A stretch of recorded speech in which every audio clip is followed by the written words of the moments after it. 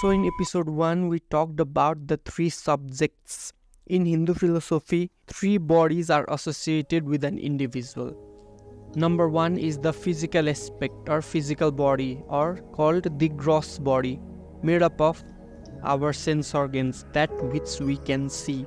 Another are the subtle aspect, like our mind, which we know that exists, but we cannot see them by physical means, like our thoughts. And another is the witness consciousness or the sakshi. We perceive the world through our sense organs, thus the world becomes the object of knowledge to the sense organs. The changing aspect of the sense organs, various mood, various defects of the sense organs is observed by the same mind, is known by the same mind, thus the mind is the subject with respect to the sense organs. And various modifications of our mind and its changeable nature is again seen or known by the sakshi or the witness consciousness. And seer 1 and 2 are the relative seers, while seer 3 is only true and absolute seer.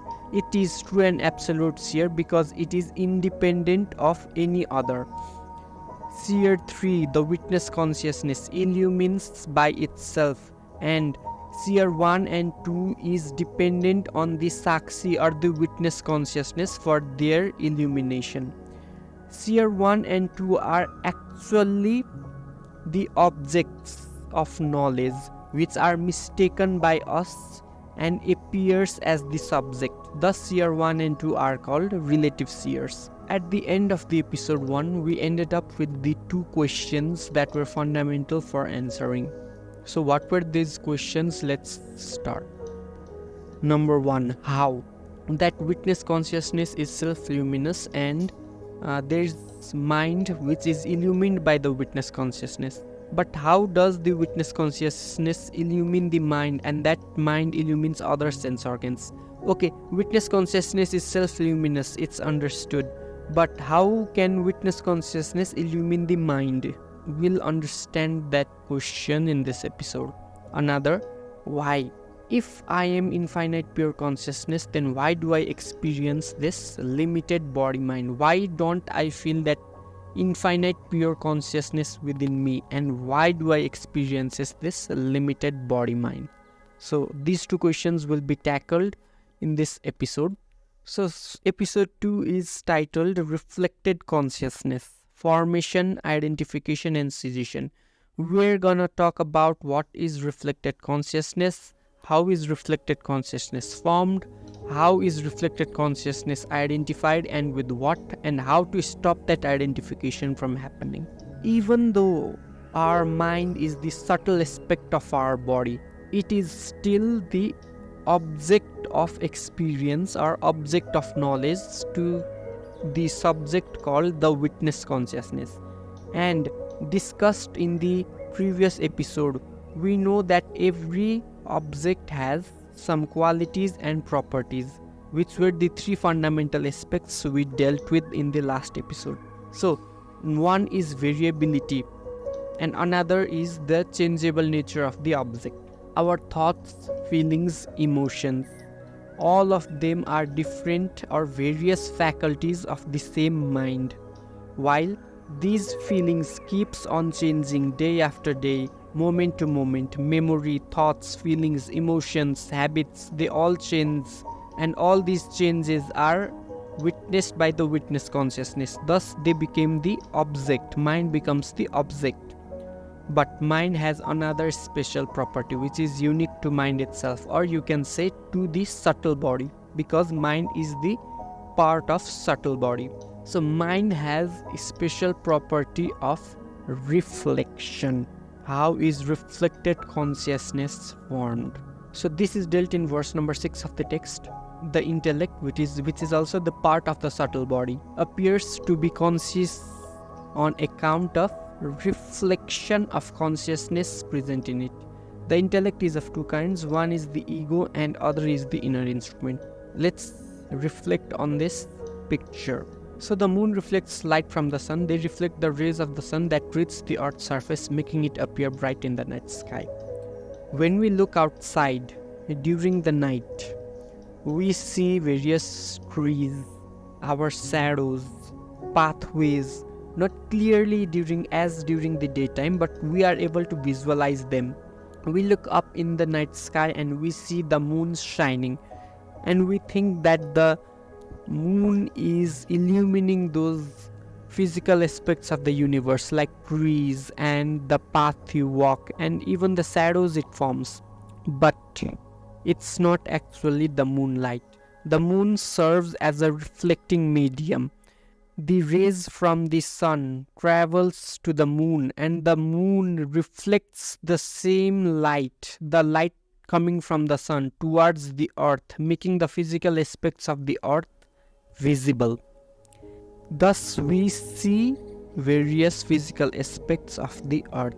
Let's keep this in the mind. Let's keep this example in the mind and move forward. Our subtle body is like a moon or a mirror that reflects the witness consciousness, and the image of this witness consciousness appears in the mirror of the subtle body, and thus reflected consciousness is formed. Keep in mind, our subtle body is like a reflecting medium. It's like a mirror.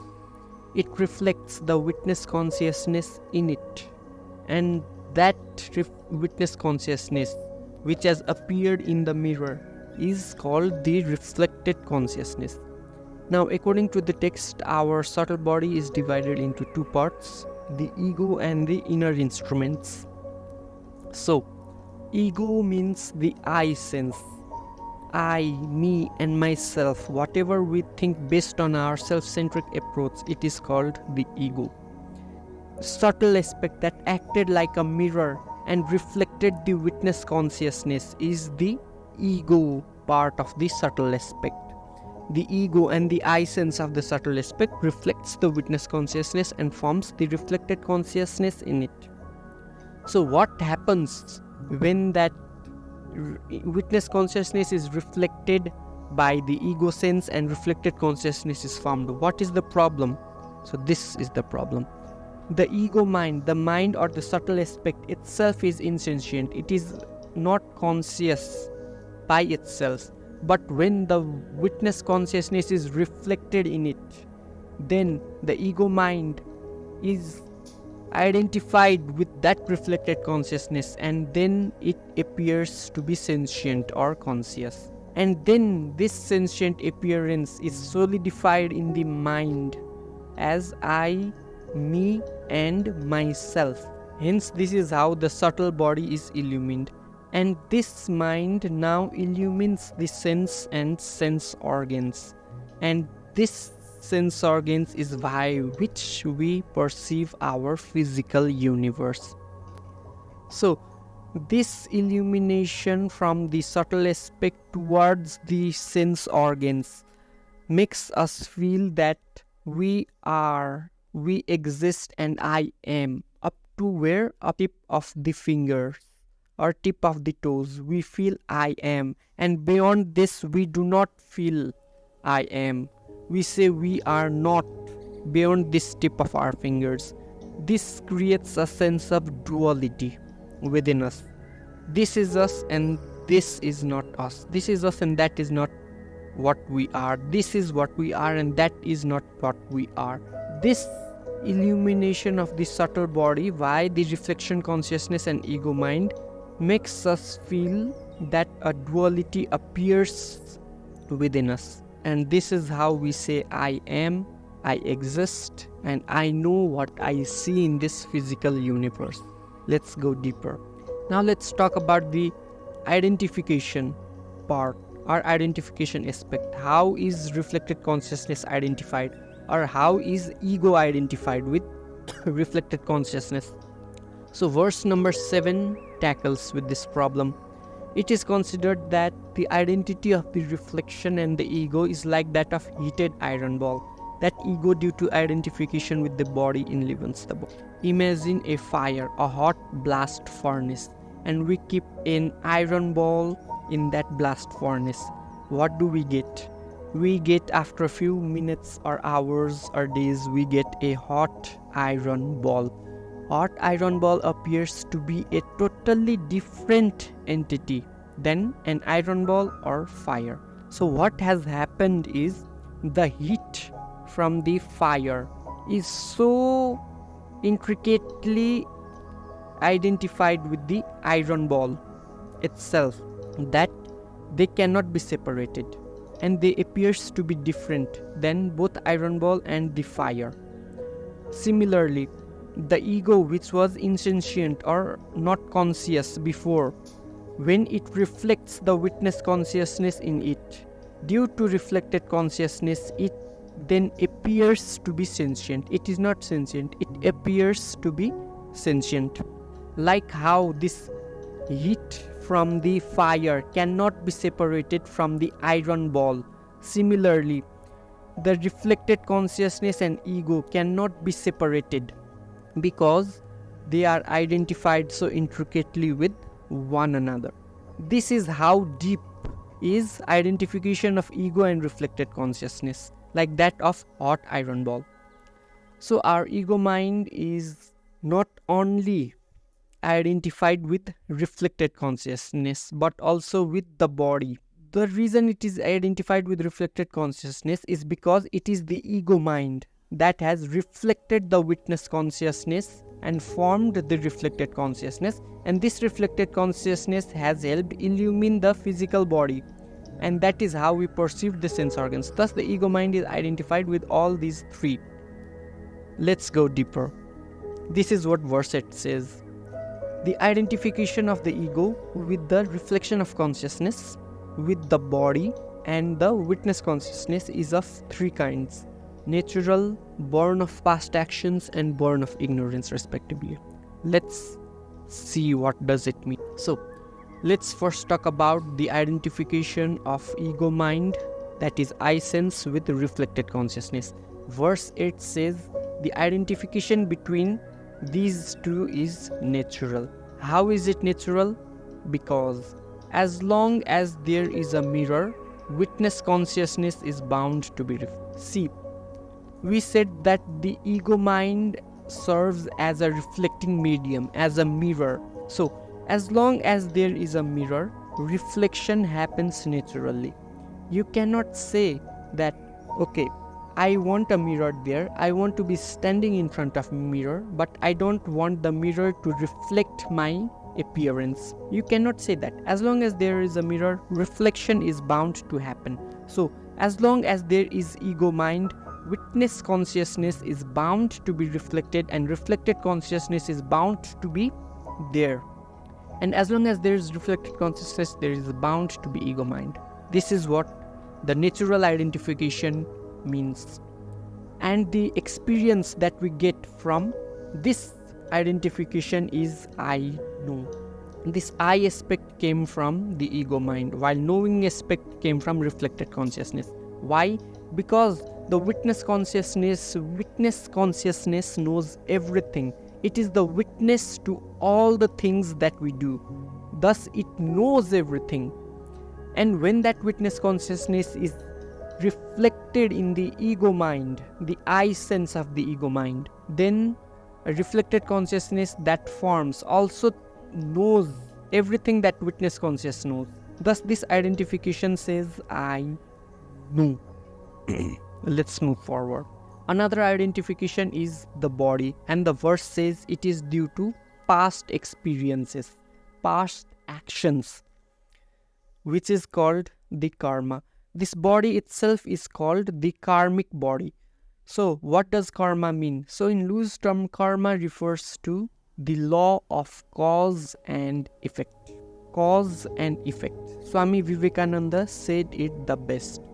Law of karma, good, good, bad, bad, and none escape the law. None escape the law. As long as there is a body that is functioning, it is due to karma. And this karmic body means whatever we did in our past lives and has not gotten a result of that past actions, this body is formed and we are bound to get the result in this life, in this body. For what? For the past actions that we've done in our past life. This body itself is called the karmic body. So we'll define karma in more great detail in further coming episodes. But we have 3 karma actually. So the reason we get this body is called the prarabdha karma. The reason we get this body is called prarabdha karma. Prarabdha karma means whatever we did in our past lives and we haven't gotten the result in that past lives, due to prarabdha karma, we are bound to get result in this life in a new body. And as long as there is this body, we say I am. The identification between the ego mind and our physical body due to our karma says I am. I am a man, or I am woman, or I am conscious. The I part comes from the ego mind, while am person comes from the identification with the body. Now another is the witness consciousness. The identification between the ego mind and witness consciousness just appears to be identification. Actually, there is no identification between them. It appears to be identified with themselves, but in reality there is no identification. And why do we feel there is a relation? Because we are ignorant, due to product of ignorance. It is due to product of ignorance and nothing else. Ignorance means we do not know the reality, and we think whatever we know from the false identification of the ego mind with reflected consciousness and the body to be the real thing, to be the reality. That is ignorance. And the experience that is resulted from this thought to be identification is I exist. Why? Because from the witness consciousness or absolute point of view, there is nothing second apart from the witness consciousness. There is neither the body, there is neither the ego mind, there is no reflected consciousness, there is nothing. From the witness consciousness point of view, there is nothing but itself, but it exists because there is only witness consciousness that exists. Thus, the I sense appears from the ego mind, while existence part comes from the witness consciousness. So these are the identification, and let's move further on detail. So let's go in depth with this picture. What did we say? This mirror is of the ego, and this image is of the witness consciousness reflected in the ego. This identification between reflected consciousness and ego illumined the subtle body. So what's the problem there? The problem is this. Whenever that mirror is shattered or broken, we say I am broken, I am dead. Whenever that mirror of ego is expensive, we say I am rich. Whenever that mirror is cheap, we say I am poor. Whenever that mirror is dirty, we say I am ugly. Whenever that mirror is shiny and gloomy, we say I am happy and I am rich. Whatever happening is happening in the ego mind, and due to the identification with the reflected consciousness, we say I am, I am, I am. Whatever happens to the mirror, we say I am that. I am the result of that. But it's just the reflected consciousness and the identification with the ego mind that says it, and nothing else. Whenever the mirror is dirty, we say I am ugly. Why? Because we are identified with the reflected consciousness and the ego mind, not with our pure consciousness. Due to ignorance,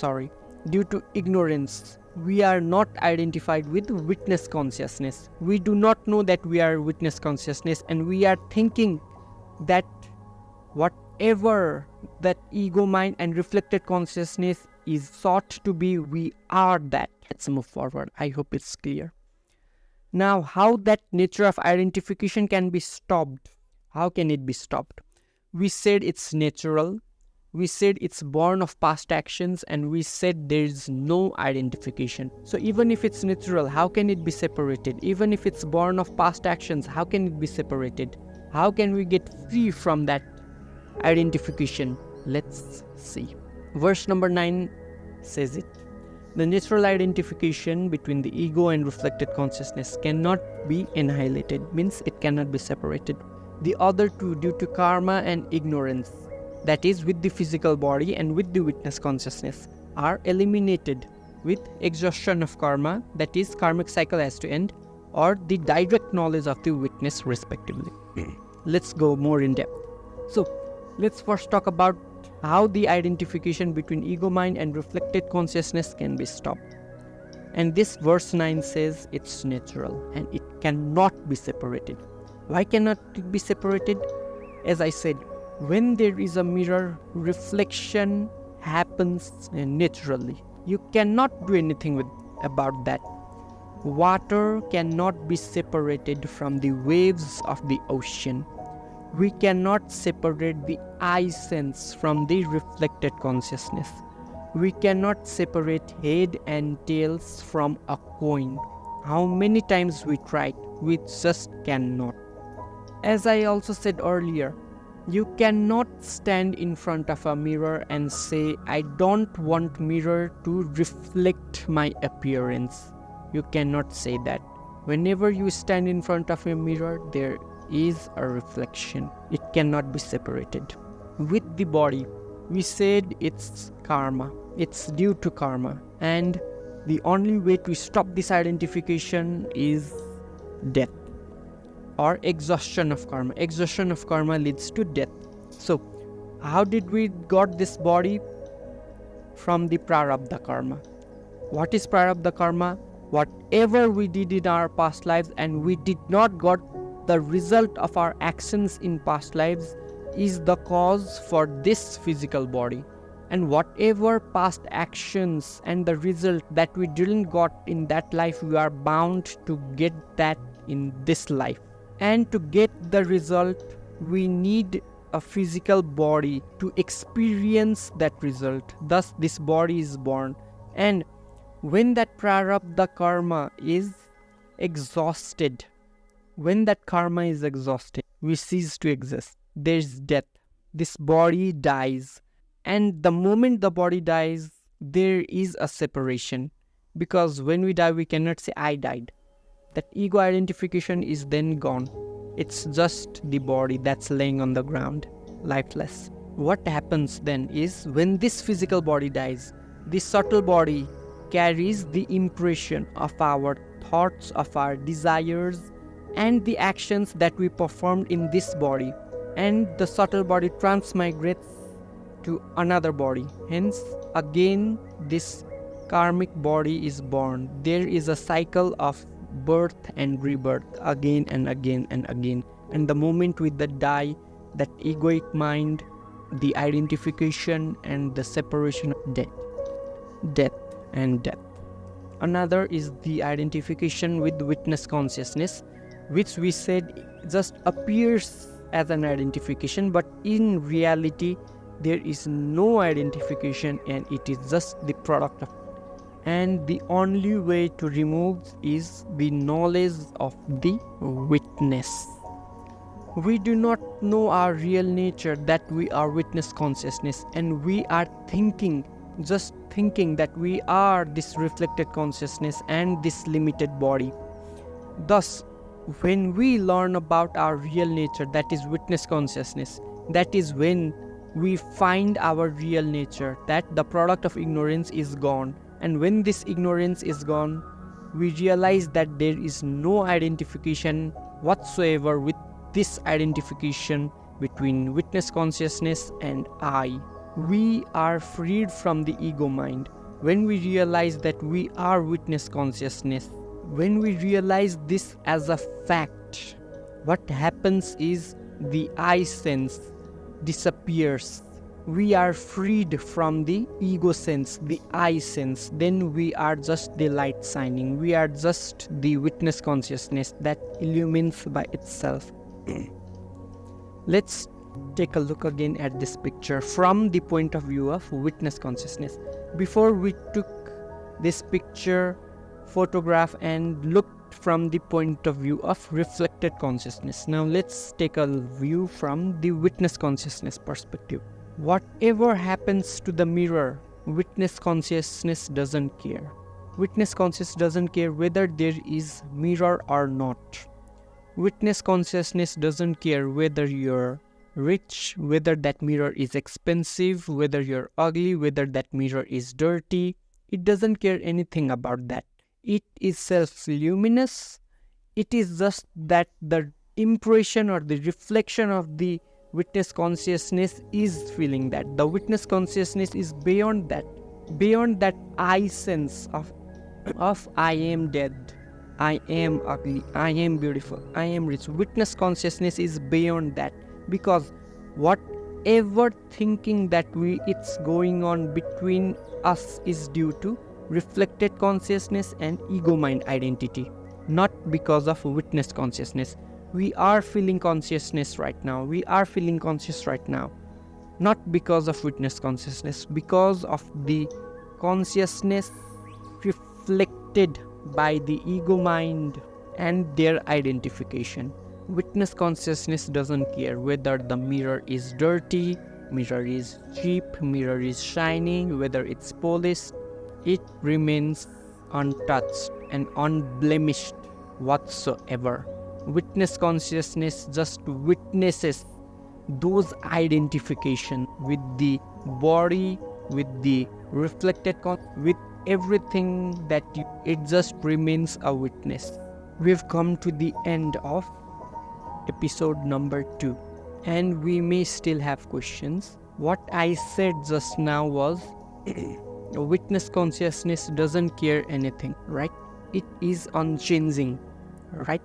But why do we feel energized and active when we wake up and all during the day? But as slowly as the night progresses, we feel dull, we feel lethargy. Isn't the consciousness changing then?